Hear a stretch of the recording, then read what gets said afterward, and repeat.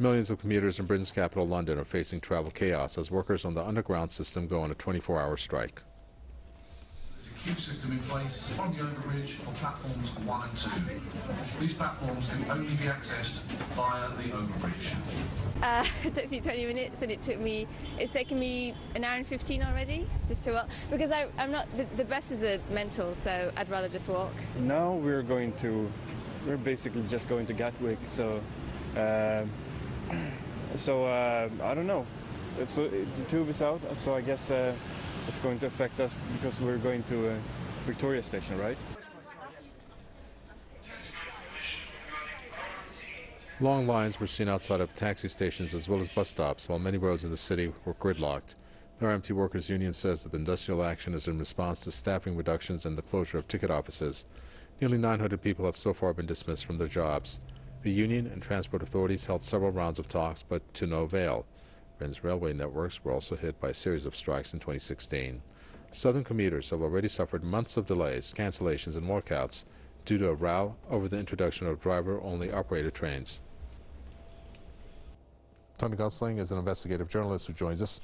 Tony Gosling, this is somewhat unprecedented, looking at some of the, obviously, effects that this walkout has had. As if the UK needed this. Tell us your take on what you're seeing in terms of the walkout. Well, first of all, I'd say we've got a Labour mayor of London now. It was Boris Johnson, the Conservative, up until May. But the Labour mayor seems to be on the side of the bosses. Now, I'm absolutely flabbergasted by this. It's terrible. It's disgusting. Because what the staff are doing, they're not doing this lightly. They are actually protecting passengers, not just protecting their own jobs. Have a think about why you might want staff on the platforms and in ticket offices. All sorts of reasons: to give directions to travellers, to give advice about what routes to take, to help with bags, and probably most importantly, looking out for suspicious behaviour. We've had several attacks on the underground network over the last couple of years.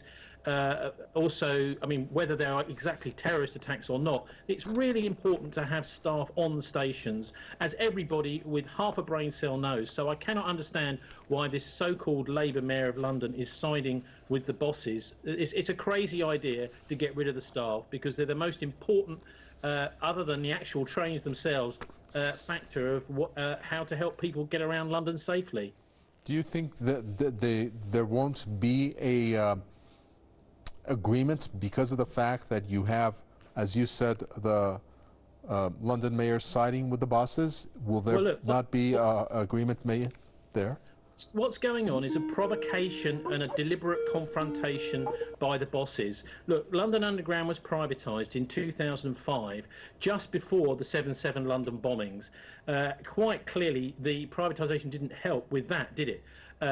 Also, if you have a look at some of the contracts that were awarded, for example, to Israeli firms to do security on the London Underground immediately after the privatisation, I think people would be absolutely flabbergasted to know that the CCTV closed-circuit television that's supposed to monitor the Underground was being run by an Israeli firm run by a former officer in the Israeli engineers. Most people would think it was run by the British government, or at least by the government for London. But no, this is all part of the privatisation and demanning, and it's really an attack on public services. We've seen exactly the same thing going on Southern Rail. That's the main railway lines between the South Coast, Brighton, and places like that, and central London.